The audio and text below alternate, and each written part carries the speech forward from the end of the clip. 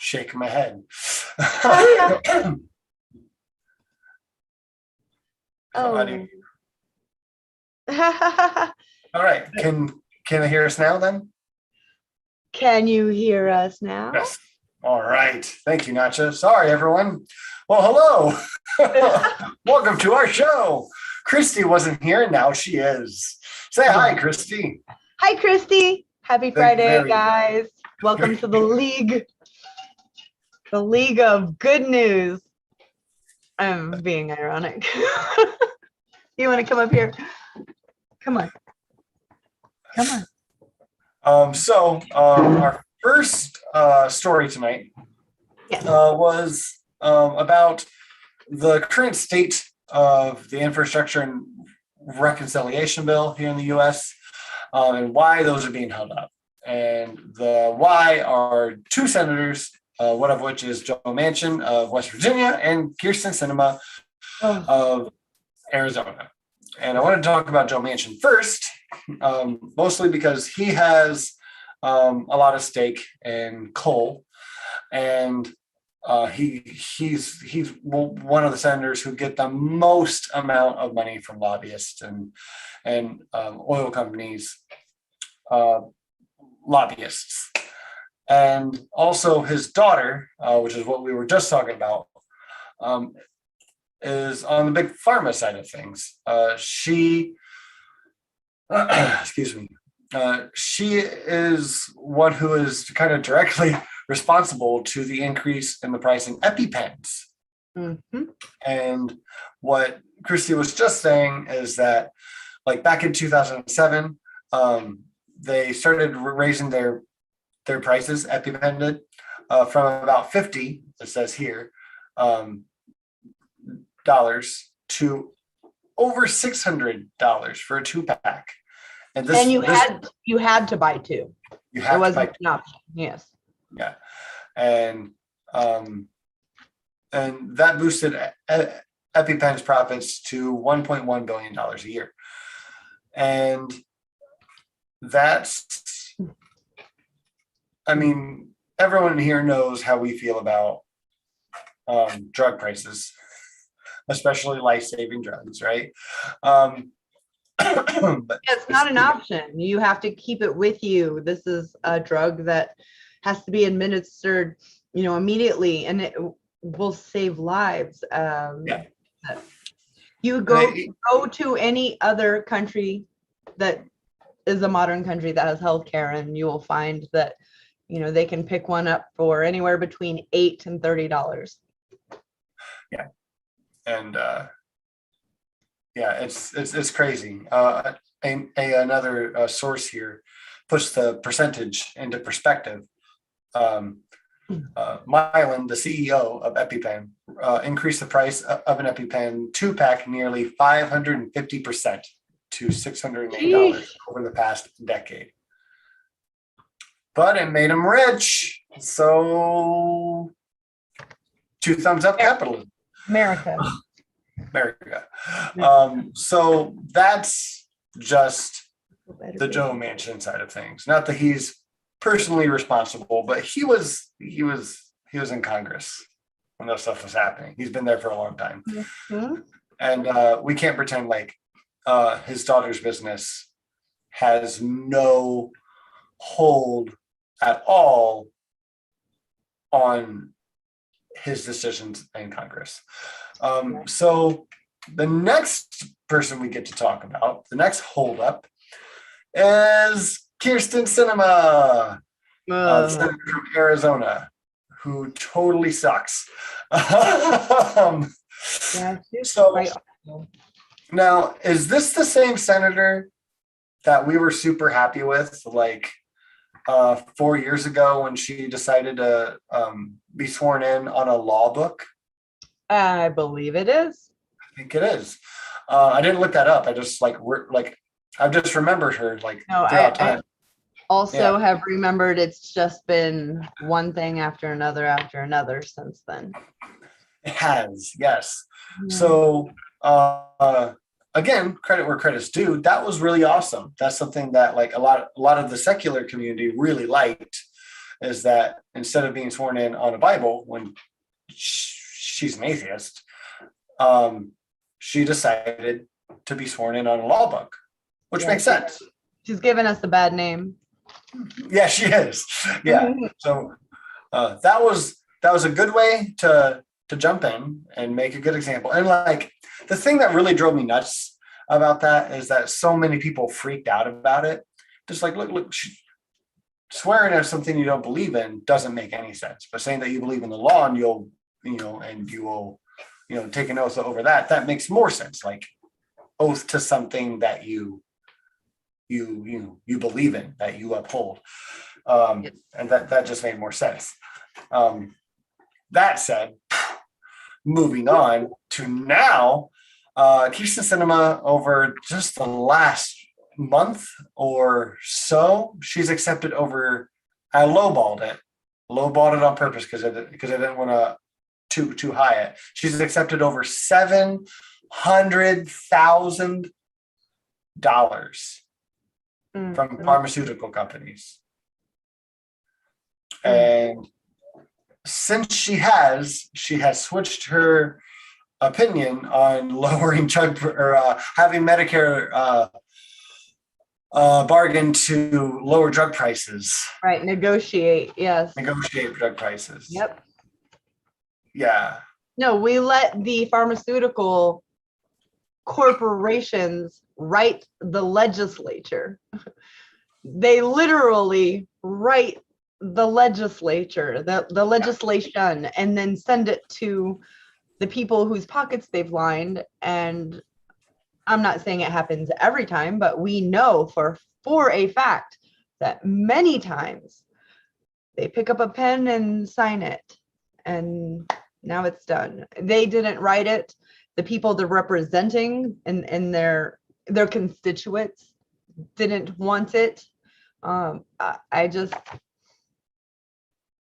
this isn't exactly the same topic, but it is connected.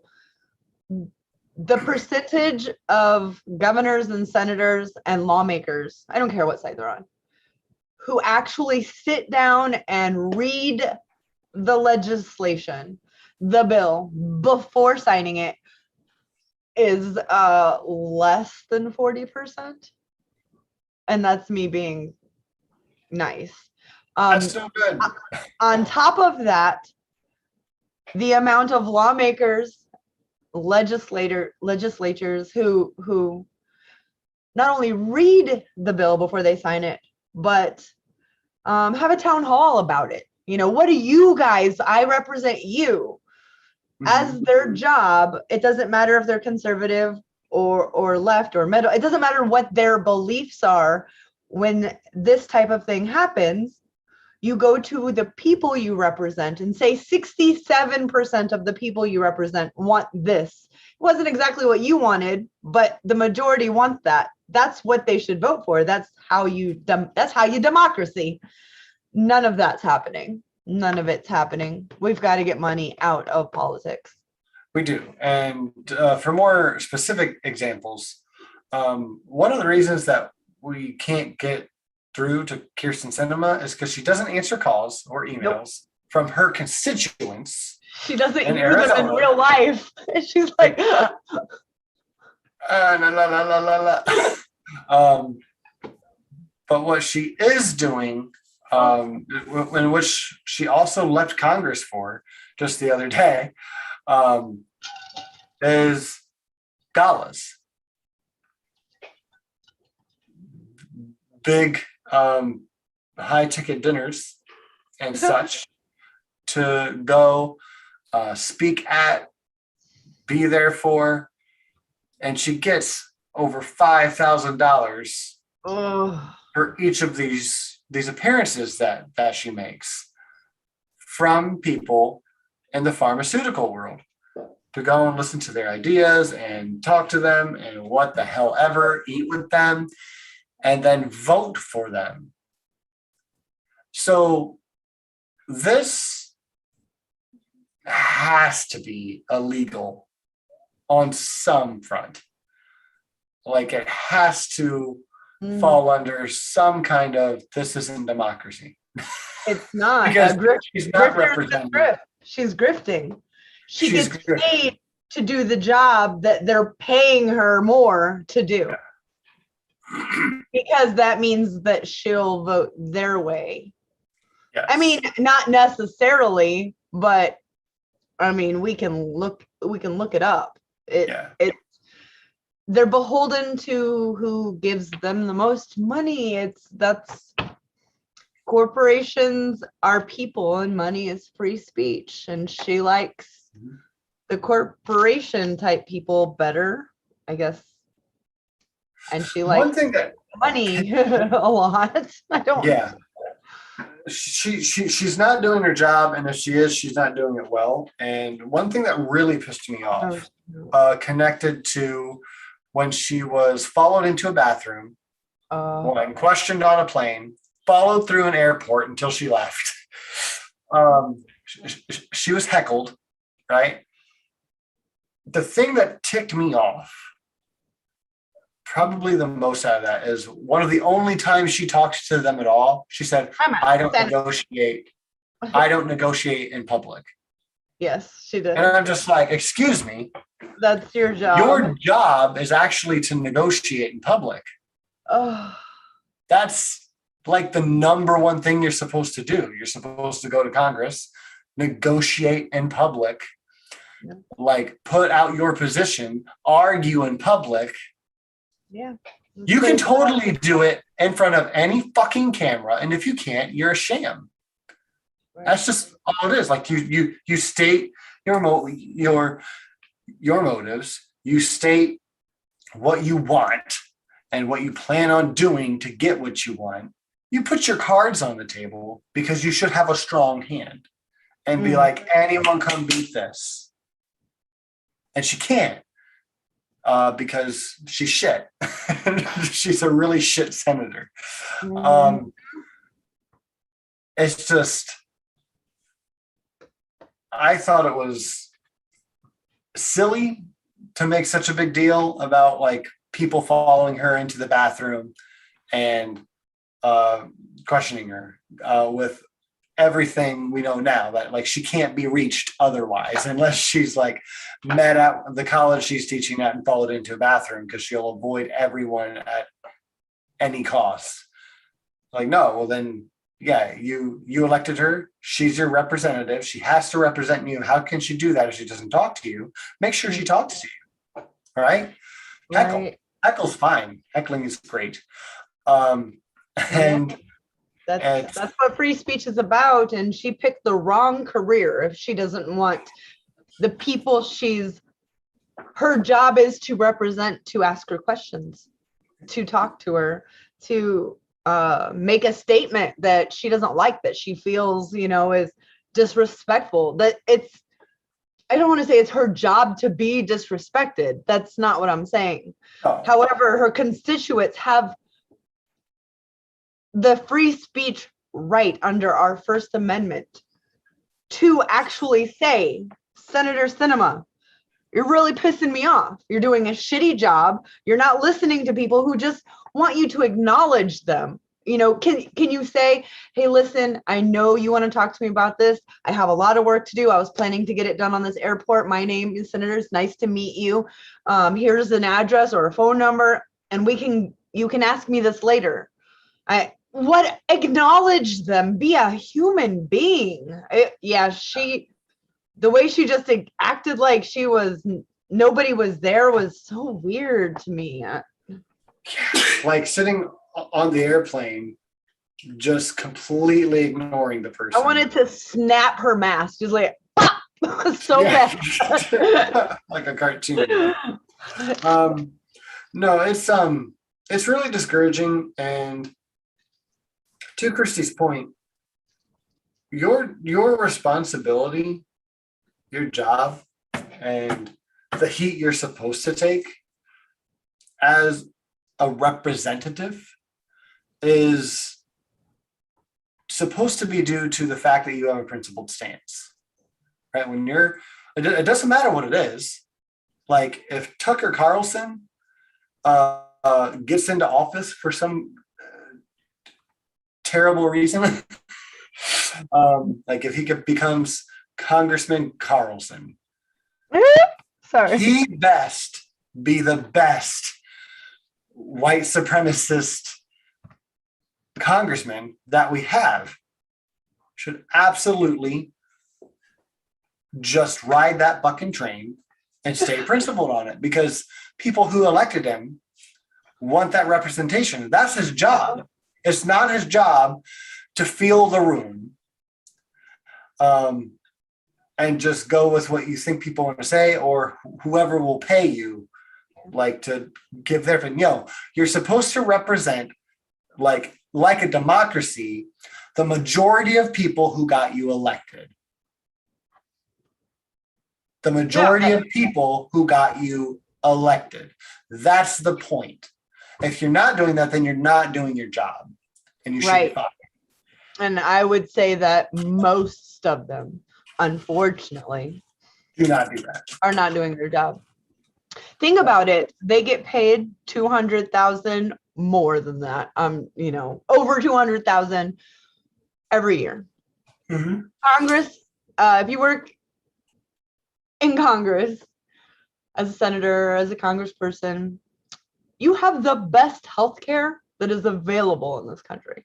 Dental, vision, the best access to the top, say you needed an oncology team because you had cancer.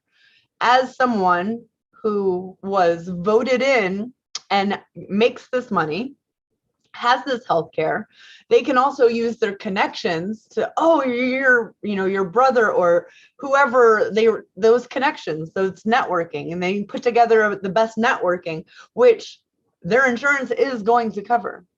And their payment that they have to add to it, their copay, whatever it may be, is not going to bankrupt them.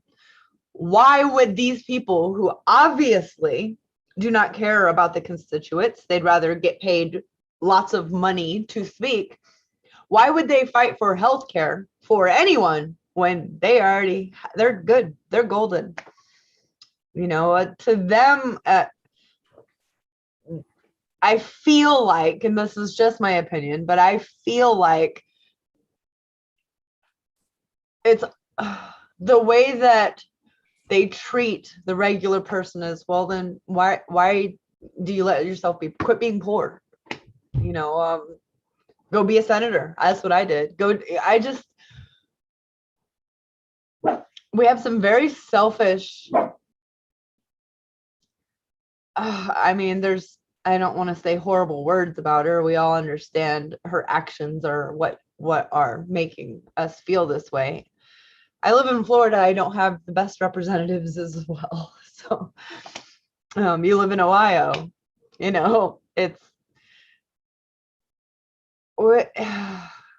over it. I am over the not feeling like regular people matter to our representatives. It's supposed to be we the people. And that's just a saying that,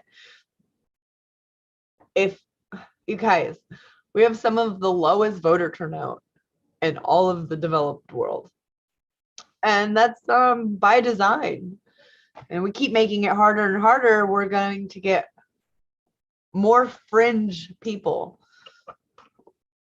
Because you know who does show up to vote every single time? Hardcore, ideological asshats. And I mean that in the way that it sounds. They telling them that it is safer for their child to wear a mask is taking away their freedom to parent. So this is what we're dealing with, but those people do show up to vote. And it's unfortunate with Cinema. I was delightfully excited when she put her hand on the law book. I would like to see people put their hand on the Constitution, because that's what you're going there for. I'll put it on the Constitution. Law book's fine too, I guess, but and then she does this and it makes people like us who are like, wow, okay, someone who said no bull crap, this is what I'm believing, this is how I live my life, and I'm going to use this to let people know who voted for me that this is who I am. And it's not. It's not. Her actions with regular people who she should not be intimidated by these people. If I had to go speak at a dinner that was $5,000 a plate or $500 or $50 a plate, I would feel a lot of pressure to get it right, because they're paying for some sort of entertainment. I would feel like regular people who voted you in, their taxes pay for your paycheck. That's who you represent. And I could say it every single week. We've lost that. There's just a handful of people who have been voted into our government by their constituents that actually don't take money like that. Just a handful. Right. However, there's more this year than there were 4 years ago, and 4 years ago there are more than there were 8 years ago. So just got to keep on. And why we're talking about this at all is very easily explained in this video. I'm going to share it down in the chat, so go ahead and make sure you pull it up and keep it in a tab to open after this. It's the Represent Us, Unrig the System video with Jennifer Lawrence in it. There's a chart that they have in there that has in the up and down column is the likelihood of passage, and the XY axis here has the public support. And it doesn't matter if I know what you're talking about. Of the video is if it has 0% support, any law in Congress is trying to get passed, or if it has 100%. The line never changes on the likelihood of passage. It always stays at 30%, because it actually doesn't matter what the democracy wants. It matters what moneyed interest want. And that's insane. And they're also writing the legislation and handing it to them, and they're getting signed. So maybe we, the people, need to start writing some legislation and showing up, and everybody brings $1. We get 300,000 people to bring $1 with this legislation that we bought. Say, we'd like to buy you too. Or just flat out, we would like to buy you as well. Yeah. I mean, you're obviously for sale. They would probably just call it a riot. But anyway. Well, that's fine, but I would want it to be I would want it to make news, because that makes you look like I would to be a representative, and for my own constituents to know that I'm a sellout, that I'm going to choose those 3 people that gave me $2.7 million, even though they want to do things that are not good for the environment. I'm going to go ahead and either not go against it like the people would like me to, like oil pipelines and indigenous lands, or I'm going to be for this legislation instead of against it like the people want me to, even though the numbers are vastly bigger on we the people than they are with the handful of rich people. It seems like just such an American story at this point. Citizens United is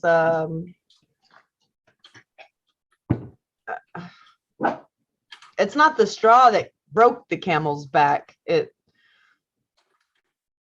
turned the camel into a corporation, and it's not a camel anymore. It's changed everything. I didn't know where you were going with that, but it's not a camel anymore is a good point. It's not a camel anymore.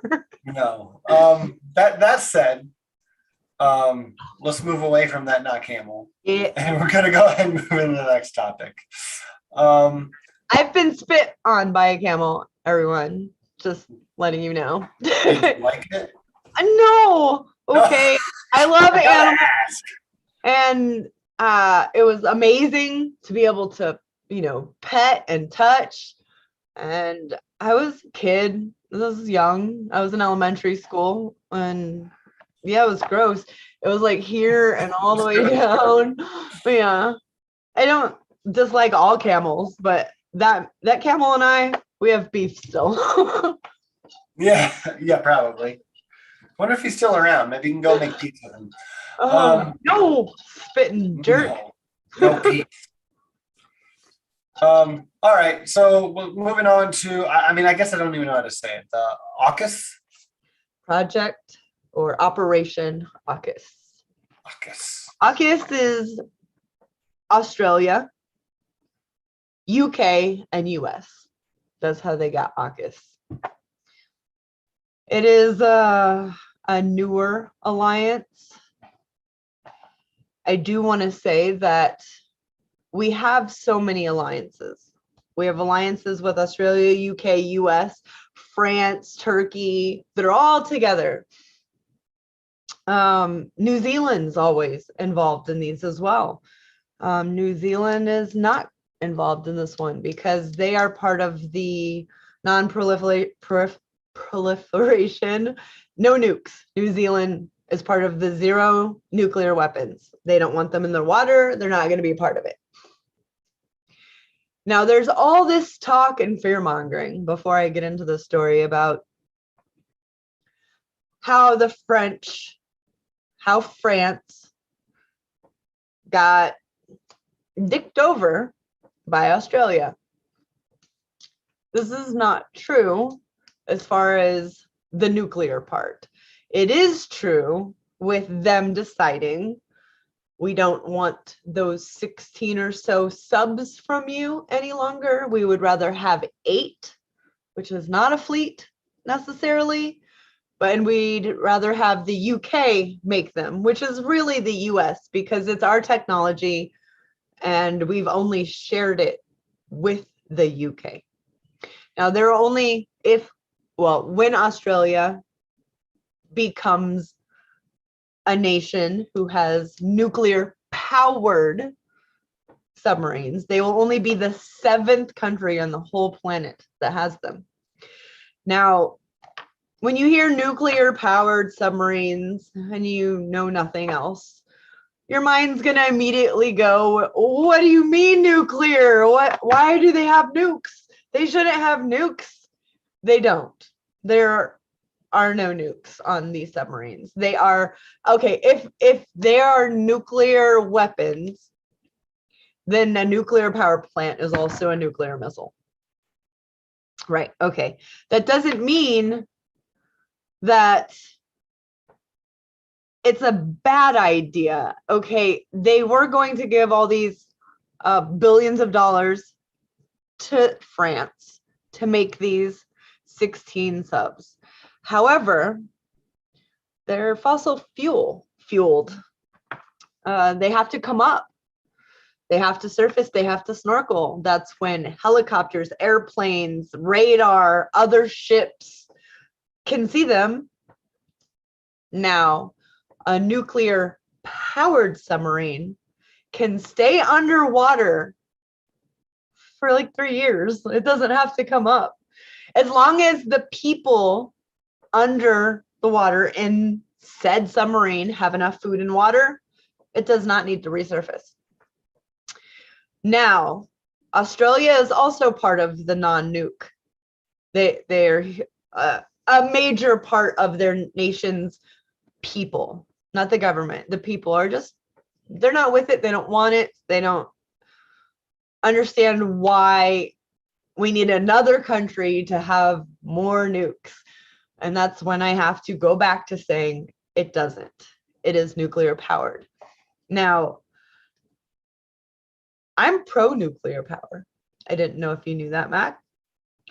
I'm pro-nuclear power. I would rather have nuclear power powering our nation as well as wind and solar and water and hydro and all the renewables than fossil fuels. Now, I understand we need fossil fuels for, Vaseline is fossil fuels.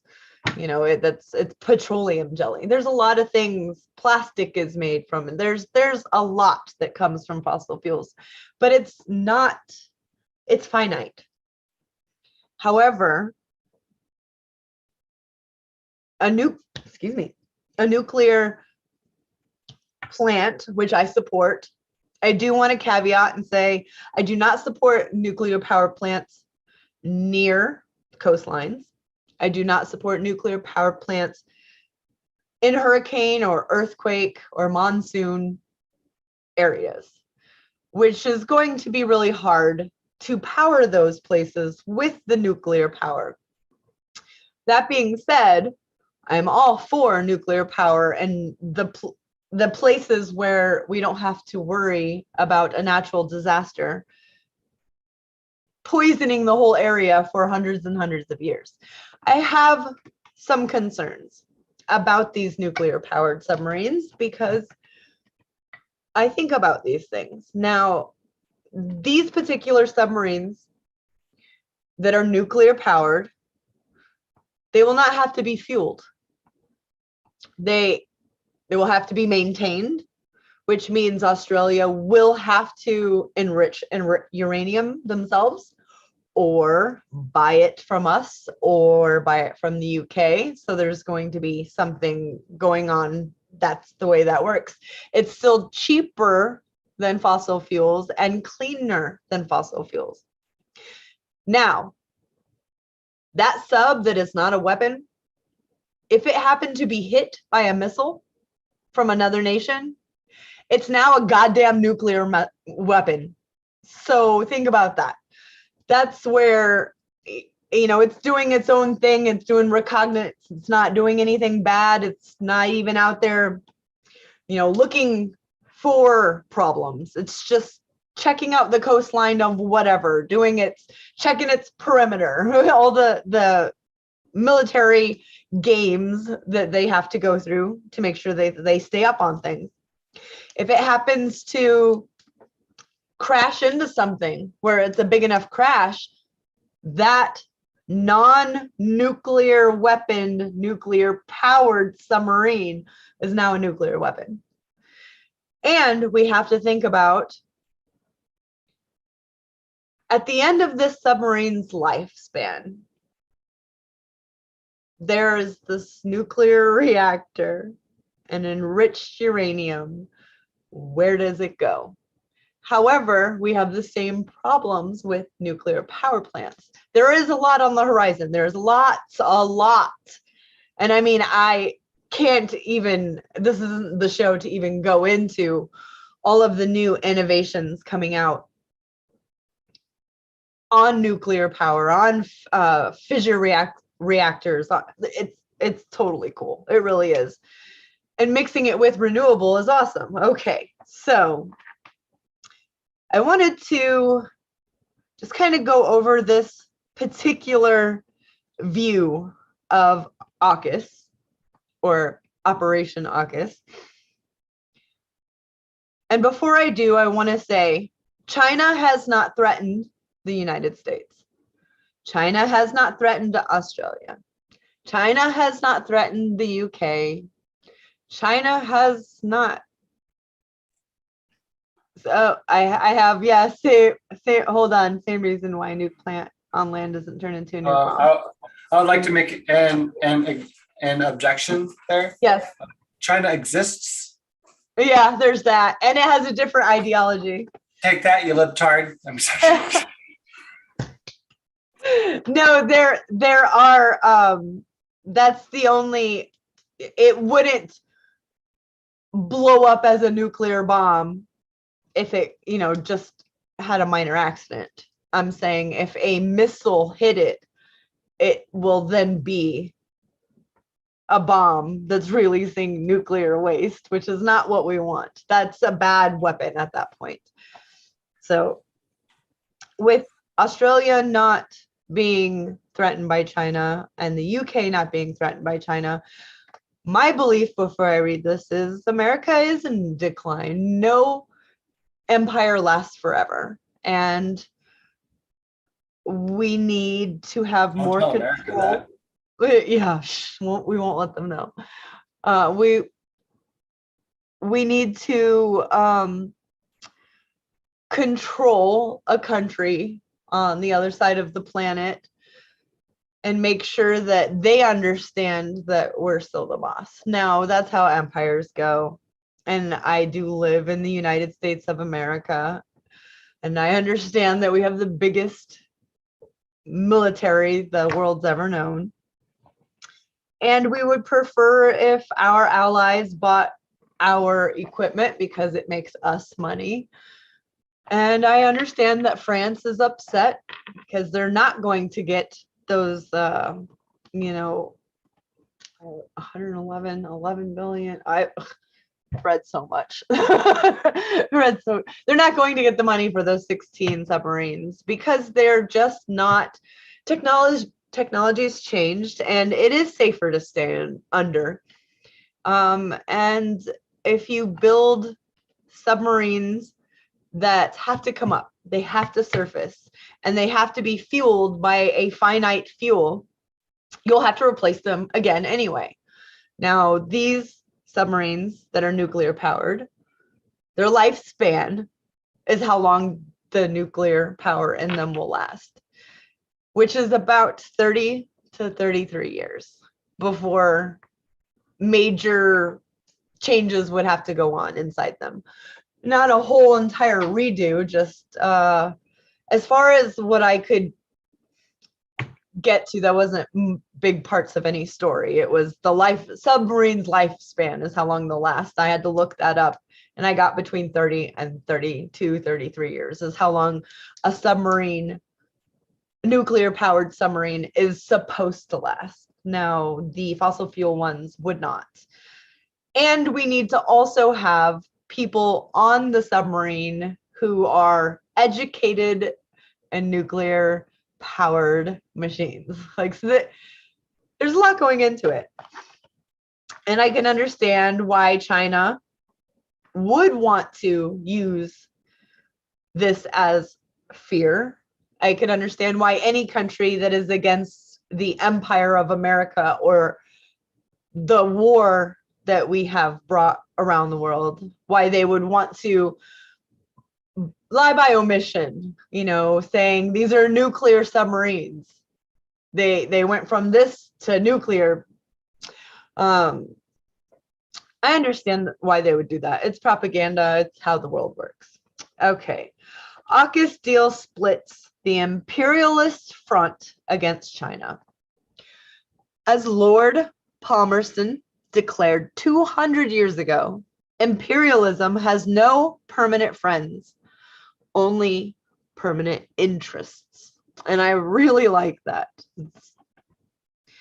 With Britain and Australia tying themselves to the interest of the US in the Pacific, fissures have been exposed amongst the imperialist nations just when they are most concerned with presenting an image of strength. Okay, the first thing that Britain, Australia, and the US have achieved by their latest attempt to bump the West into a warmongering front against China has been to expose the deep fissures opening up within the imperialist camps. Even before the first blow against the common enemy has been struck in earnest. When it became clear that Australia was going to renege on the agreement to buy a fleet of 12 French-built diesel-powered submarines, preferring instead to do a deal with the US and Britain that would equip Australia with a fleet of nuclear-powered subs instead. The reaction from Paris, France, was incandescent, obviously.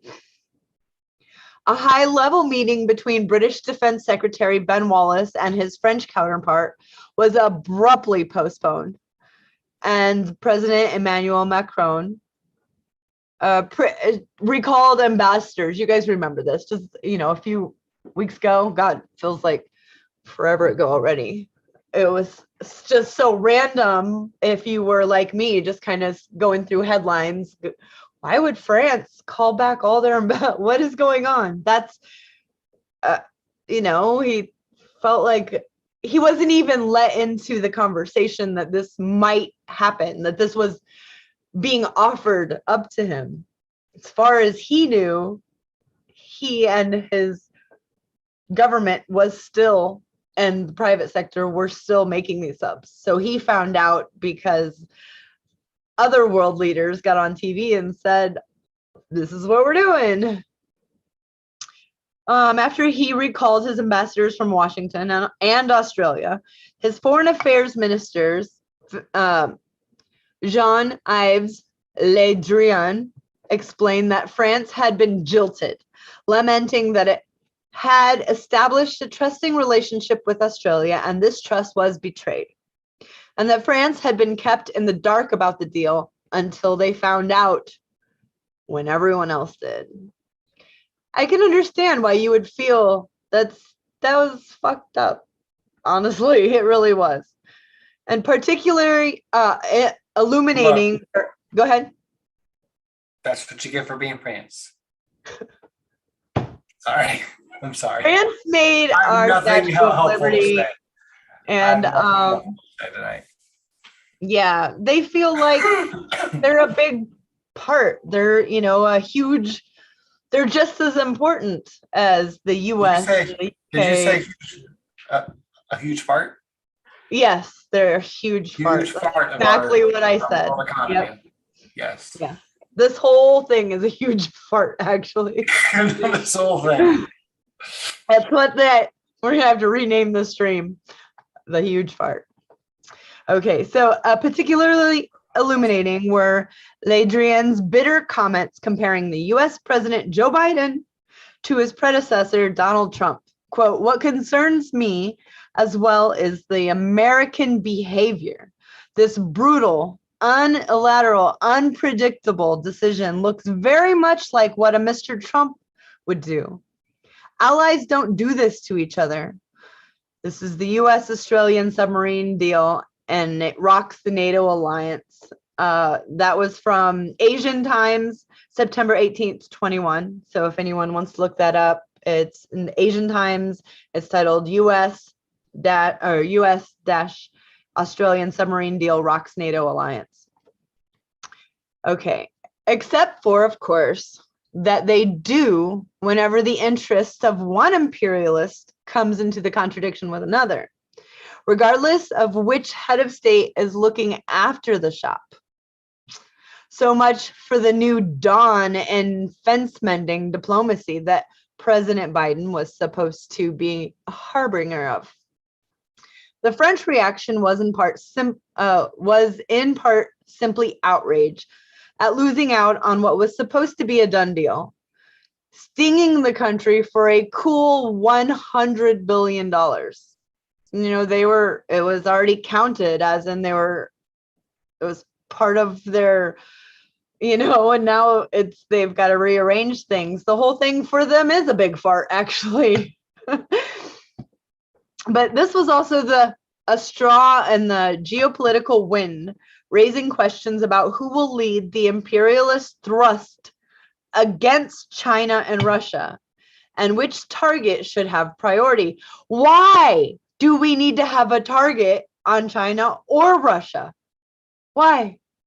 I mean, I would like to make reference to my my previous statement that China exists. Oh, yeah, that's right. And they have a different ideology than our yeah, you're right. You're right. That's not allowed. What was I thinking?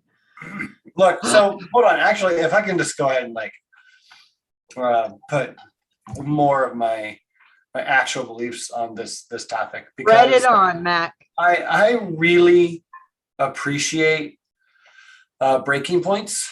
I really like Crystal and Sagar. I appreciate both of their opinions and where they agree on things. And I really do enjoy hearing Sagar's breakdown of what he thinks about the Chinese economy working with or against just along with, in tandem to, the American economy. Yeah, And how worried. I understand what you're saying. Yes. I don't like him. You don't like him? And I don't like that she doesn't fight hard enough when she's with him, and when she's with people who are who just have more education in that area. Yeah. She's a different person. So, but I'm not saying it's bad or anyone shouldn't watch it. I watch it as well. I mean, if all conservatives that's as bad as they were, then that would be amazing. That would be fantastic, right? Because I mean, like, I feel like he's very, and I'm sure he is. Like, I feel like he's very honest. Like, he's honest about his views. I disagree. Just misinformed. Yeah, but as far as China goes, and the cancel culture thing's a different thing, and we can talk about that another time. But that's another problem that I have. But the China thing, I love when he shares on it and his feelings, because that is a really, Breaking Points is a really good place to get some really more intellectual, like, views on what people on the right are worried about, what they want to focus on. And I feel like that's really important. But all I break it down to is when he's attacking China over their policies and their interests, I'm like, what if we flip it? Our interests. They're just interests. It's like, yeah, like, we have a hard time in this world, and I hope someone in the chat, or someone watching this, like, learns something from this little tidbit that I have to say. Of course they have interests. They're an economy, they're a government, and it doesn't matter if we agree with them at all. What's the purpose, like, of the Chinese government and their economic plans? Is to succeed. It's not necessarily evil, right? No. It's kind of amoral. And that doesn't mean that they do immoral things, or that they never do moral things. It's just the goal of them succeeding in this world market and taking it over. That's the same as our goals in the US. That's why it's so threatening. It's because they're competition. They're not evil. They're not bad. Or if they are, it's not because of their economy, except, like, the slavish parts of it, right? There are things you can tear apart about it, and rightfully so. Every country. It's always so general. When they're talking about it, it's always so general. So it's like, look at what they're doing with their economy and how it's working and it's growing. Yeah. It's the fastest growing economy in the history of our planet. Yeah. And that's great for them. I don't think it's evil. I would rather like to say that. What? I would rather us share in it. Right. I was going to say I would rather, and then I stopped myself. I would like to say I'd like the U.S. to have control of it. But no, they can't be trusted either. Right. They have a goal, and they're too power hungry, just like the Chinese. It should be a more shared power in the market. Like, we should stop all these sanctions and shit, like, that we have going with all these other countries, and just be like, well, all these other countries should just sanction the U.S. and China. Your cat just agreed with you, by the way. Yes. Yes. He was like, meow, daddy, meow. Actually, that was an angry one, so I think he's more of a cat. Oh, he's an anti-China. Yeah. What are you gonna do? Beanie's a conservative. So I didn't really mean to go off. Oh no, it's understandable on this tangent, but I made a couple jokes, and I still want to come across like at least half serious. And this is something that's really important to understand when you're talking about economics and international interests. you have to take a stance on China. And mine is, of course there are competition, right? But you shouldn't make an enemy out of your competition. I mean, where does this country get most of our imports from? China. Yeah, it's mostly our fault. So we'll just go with that. Anyways, it's there for a larger discussion. If anyone wants to have it with Christy or I, that's cool. That's great. I don't want to take any more time on it, but I did want to share that bit because I think that's really important. If you're from China or are educated in China, have family from China, and you have a different viewpoint that you would like to share, definitely bring that too. That would be wonderful, because I'm not, and I can only educate myself with the information that I can find available. And I do not ever find a source and go, yep, that's it. I try to debunk that through many sources. And when I start getting a narrative that's backed up by other countries' information and news as well, then I start feeling like I'm on to something. And so that's why I thought bringing this particular story was very important. What was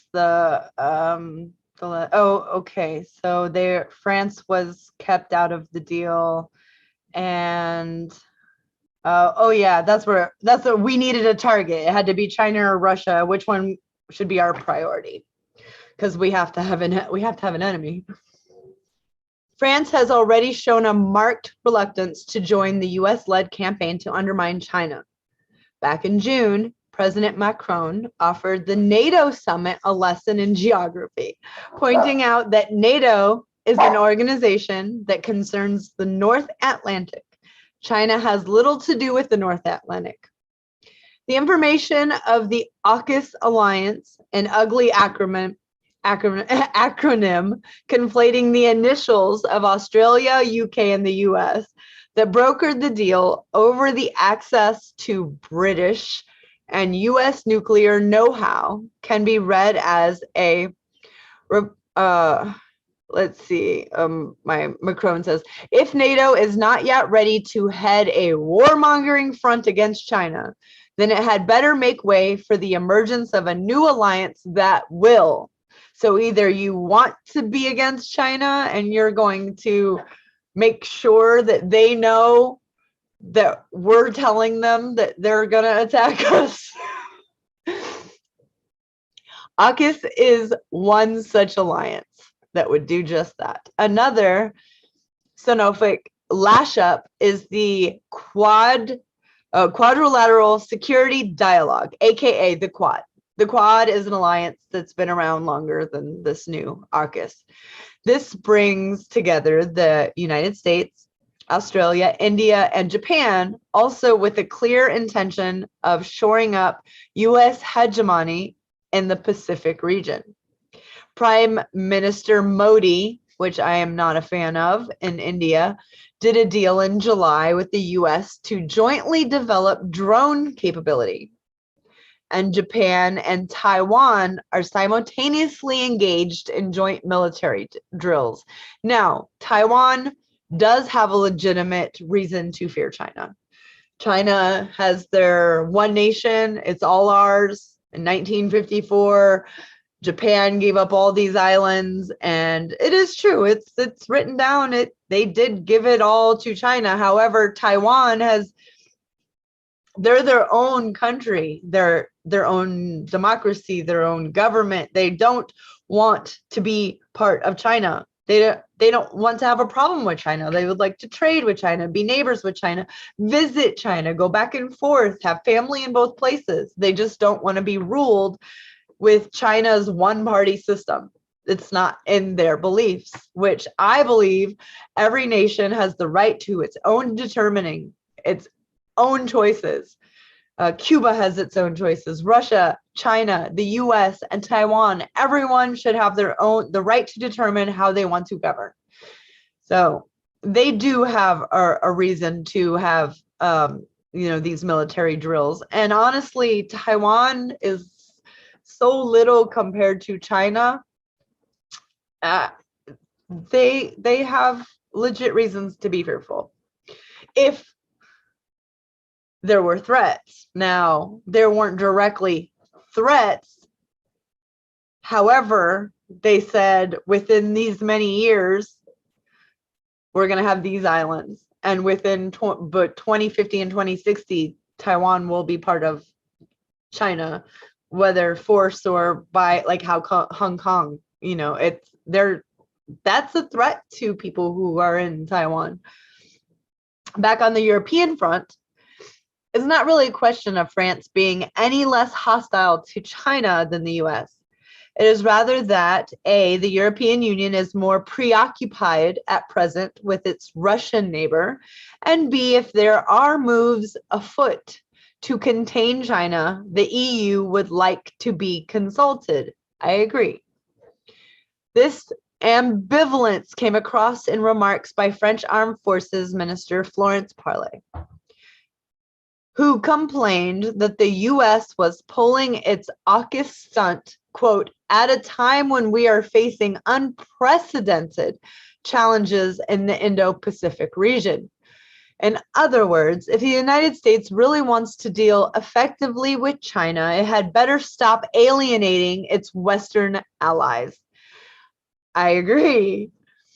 Meanwhile, as imperialist allies were falling out over which way to skin the cat, with a weakened EU post Brexit and NATO relegated to the sidelines, China has made it clear that this cat has no intention of being skinned and is more than capable of looking after itself and doesn't need the extra help. Chinese Foreign Ministry spokesperson, okay, go ahead because that's the beginning of the next little bit. Go ahead. I saw you. Why can't we just not skin the cat? What is this, China? It's yeah, don't eat dogs either. And again, I'm just not helpful tonight. Send in the missiles.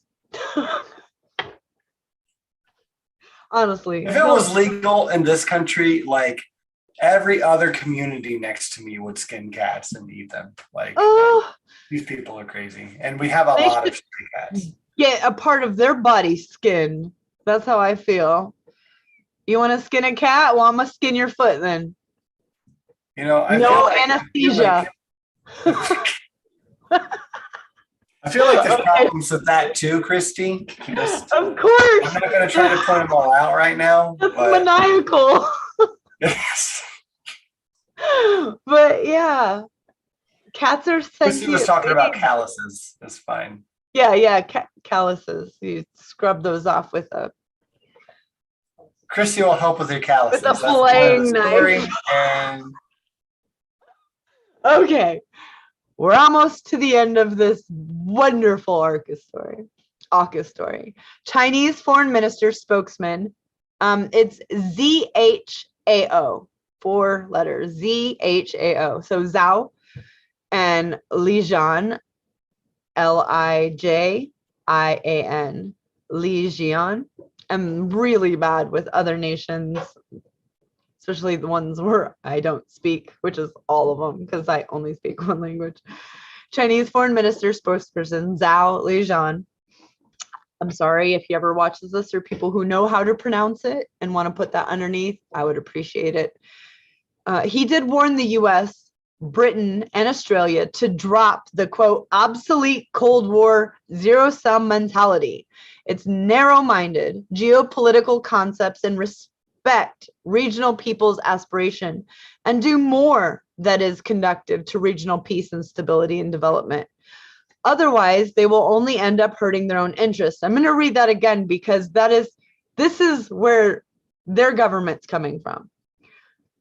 They're saying UK, US, and Australia, you guys need to drop the obsolete Cold War zero-sum mentality. If China and America got into a war, it would be Armageddon. There's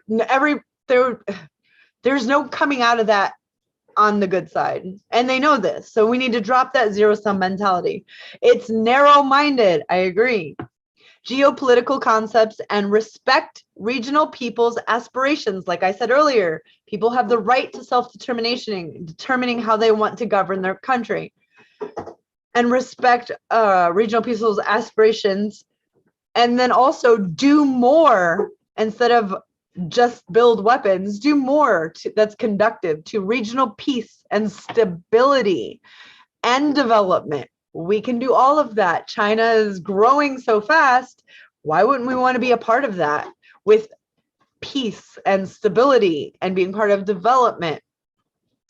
Otherwise, they will only end up hurting their own interest, and everyone in the world will suffer because of this. The Global Times was blunter even, warning Australia of the dangers of subordinating itself to the Anglo-American war machine, pointing out, quote, Australian troops are also most likely to be the first batch of Western soldiers to waste their lives in the South China Sea.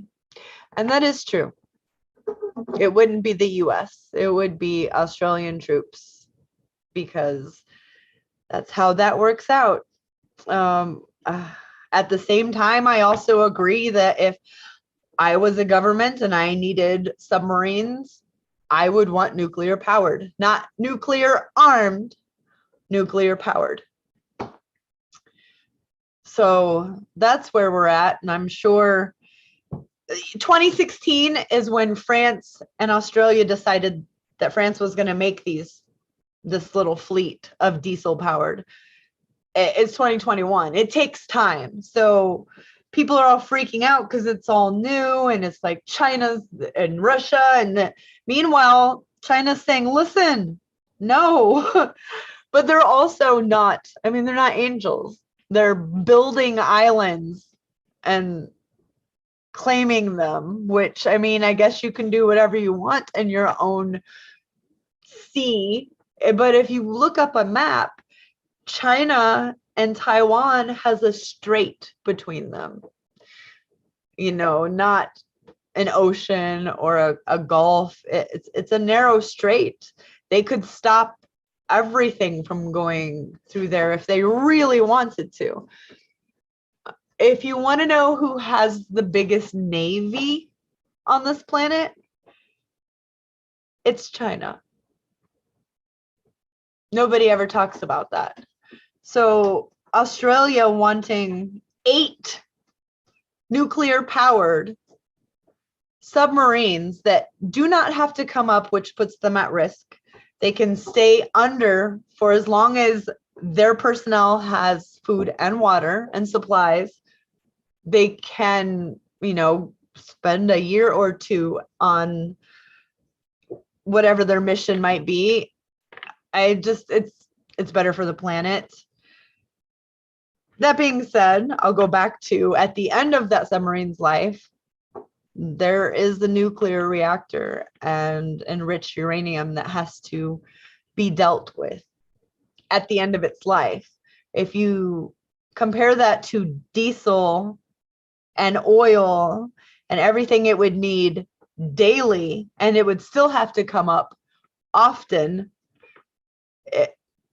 one is significantly better for the planet and a better deal and safer. And then I heard you might need a sighting for the biggest Navy machine. Okay, I actually will cite that. Let's see. What country did it? They do. I will not do it right now while everyone's just like sitting here watching, but it was within the last 12 things of information I consumed today. And it was on 2 of them. They don't have the biggest Navy as personnel, and how did they have more Navy boats, we have destroyers. They spend a lot of money on their Navy. That's their big deal. And I will actually give you that when we get done so that it can go underneath it. I'm going to leave that note for myself. Biggest Navy. And source. Yes. I know I wasn't expecting to find that out either. I know we have the biggest military in total. And so we have AUKUS now, a new one. I do want to add that New Zealand said that, you know, they're not going to be a part of this alliance because they are anti-nuclear. They understand it's not a weapon, that it's powered by nuclear. And they said that they would not allow it in their waters. Of course, there were talks, whoever talked to whoever, and at the end of it, they said, okay, it is just nuclear powered. We won't have a problem with you using our waters, you know, to pass through. It would be the same laws as airspace. You're letting us know that you're coming through. However, these submarines can stay under and go undetected. So I really hope that whoever has this type of technology, the United States, the UK, Australia, that they let their allies know when they're doing this. We really were really shitty to France. We were going to do it anyway. So the most respectful thing we could have done was let them know before we told the world, so they didn't look like, you know, just holding their dick in their hand on stage. It was really bad. I am excited to dive into all of these millions of documents that have been released. You know how I felt about the Panama Papers and many other same sort of data leaks. I think that I will be covering that next week. I know I will need the whole 2 weeks because I've been paying attention to AUKUS. However, I can't help. Yeah, I think but see the headlines come through. I'm like, oh. Yeah, I think two weeks is fair for a million papers. Oh, hold on. But since the release of the Department of Defense's 2020 China Military Power Report this past September, much has been made of China's securing the title of the world's largest navy. Indeed, the United States Office of Naval Intelligence has confirmed that the People's Liberation Army, Navy, PLAN, has surpassed the United States Navy in total battle force ships, approximately 360 to America's 297. With future projections expecting the gap to grow by 2025, the PLAN is predicted to field as many as 400 vessels, whereas the United States plans only to field 355. Quantitative discussions of this sort have fostered an increasing level of hysteria in the US media and their allies, of course, and even parts of foreign policy and defense establishments. No one wants to admit this. I mean, that's why you're not going to hear it anymore. You have to look for it. This is, if you type in thediplomat.com, that's exactly where I read that from. What such discussions fundamentally misunderstand about the two fleets, however, are the major differences in force structure as well as an incomparable regional ally differential maintained by the United States. In fact, most discussions about the size of the PLAN inflate its surface warships fleet by including other small coastal patrol ships or its amphibious transports and landing ships. They have a lot. We have aircraft carriers. We're known for having the biggest and the most. They have 2 aircraft carriers. So, you know, like I said, we have the biggest military, but as of right now, they have the biggest navy. And that's why, and that's the reasoning that Australia is giving, so far as I can find, that they don't want to go through the deal with the diesel powered, oil powered, that have to resurface all the time. They have this massive navy that hasn't threatened them, but is, like you said, it exists. So they would rather go with the safer, more defensive. It's all war machines. I mean, what is the submarine made for? Well, I mean, a scientist can say it's made to go underwater and study the ocean. 100% true. It's made to go and check out. We got to finally check out the Titanic because of submarine technology. It would be really cool to use nuclear power to power more things instead of fossil fuels. It is not completely man-made. We do have to mine and dig up. I'd like to get away with that too. However, like I said, there are a few people in our community who are very educated in nuclear and would be able to come on. I am not. I just enjoy learning about new technologies, the new technologies in nuclear, and how many and places we can power, how big of an area we can power, and it be much cheaper as far as your monthly bill for electricity. The submarines, yes, they cost more. However, you can stay down longer. And there's pros and cons for both. I am very pro-nuclear, and I would change my mind if there was information that, conflicted that so much that I would have to change my mind. But as of right now, if it's put in the correct place to power a town or city or high-speed rail, I mean, there's so much we could do.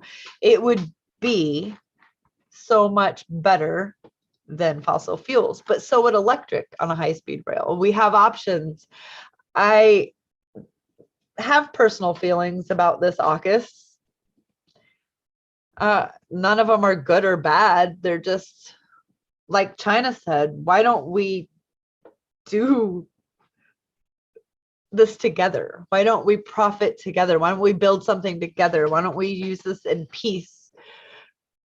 And they're also like not angels. So there's so much going on. I hope that I broke down at least enough so that you'll understand what AUKUS means and why it was the headline for about 24 hours and then went away, because it's like most people don't care about this stuff. And the title of that on the Diplomat, for those who wanted to see it, was, yes, China has the world's largest navy. That matters less than you might think, though. China's fleet relies disproportionately on smaller classes of ships, and U.S. capabilities are bolstered by its allies and their navies. So, like I said, it might be bigger, but it's how you use it. No. Yeah. That is a good place. That is a good place to end it. Yeah. Use it. I mean, yeah, you can end it if you use it right. You can get to the end real quick. You can use the end of it. Okay. That's it. So what do you think about AUKUS? Do you feel like you gained a little bit of? A bit, yeah. I'm gonna have to go back and listen to this one a little more, because I was so unfamiliar with it, and also because I was trying to focus on the live chat a little more than usual, right? And I can't do both. Turns out. But yeah,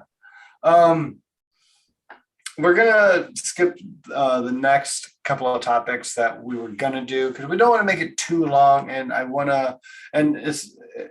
would make a good opportunity to have more shorts. So I'm gonna make another short here in the next few days. I think Christy's going to be making one as well, so we should have a couple coming out for you. And hello, everybody. Happy Friday. Hi. I just want to say hi to Aunt Cindy, and of course, hi Mac, and hi Nacha. Cindy, I know you're watching. I want to say hi. And now I can put chat. Next couple of weeks, besides the 2 million papers that Christy's going to cover, is I was also going to do not like a response video to, but I thought it'd be fun to do a response to Alex O'Connor's video, Do Animals Have Rights? And not necessarily just a response to it, but just have a discussion covering what he discussed over on his channel, Cosmic Skeptic. I really like moral arguments, and this definitely falls under it. And I thought that would be really fun for Christy and I to go over. But since that conversation can take an hour all on its own, we're going to save it for next time. So please look forward to that. Other than that, I'll have a short, like I said. We have a queen in our chat, everyone. Give a little bow to Queen Nervardia. Oh, Nervardia. Yes. The queen is here. The other queen, I'm right here. Stacy said the other queen, I'm right here. Literally right here. Just taking your thunder right away. Immediately. But the short will cover Alex Jones's court case. So we'll talk about that. So other than that, I wanted to tell everyone Happy Pizzamas. If you don't know what it is, look it up. I'm sorry, that's how I'm gonna be. And if you don't, because you're lost. We have one more week. Can you type it? And so yeah, I'll give you that much. Pizzamas. Oh, MIS? This is Pizzamas. Yep, there you go. Oh, You're welcome. MAS. Check it out. If you decide to jump into their shop, whoever there is, all of their proceeds go like 100% towards charities. So check it out. You probably already know who these people are. It's great. It's fun. It's the 10th anniversary of Pizzamas. I'm not going to explain it to you. Don't know if I could. So anyways, we love you guys. Thank you so much for joining us this week. And we'll see you again in a fortnight. We sure will. And the Pandora Papers, guys. So I think it'll be a fun one. And all I have to say, besides, I love you guys. And thanks for showing up on Friday. For all of you who listen to us on Saturday night, I know a few of you do because we talk. And others who listen while they're driving to and from work. Thank you guys so much. I know these topics are, they're not like, oh, this is going to be great and entertaining. But I do hope that we are talking about things that we feel matter and that you do too, because you come and listen. And thank you so much. We really do appreciate you. And what I got to say is stay humanist. For God's sake.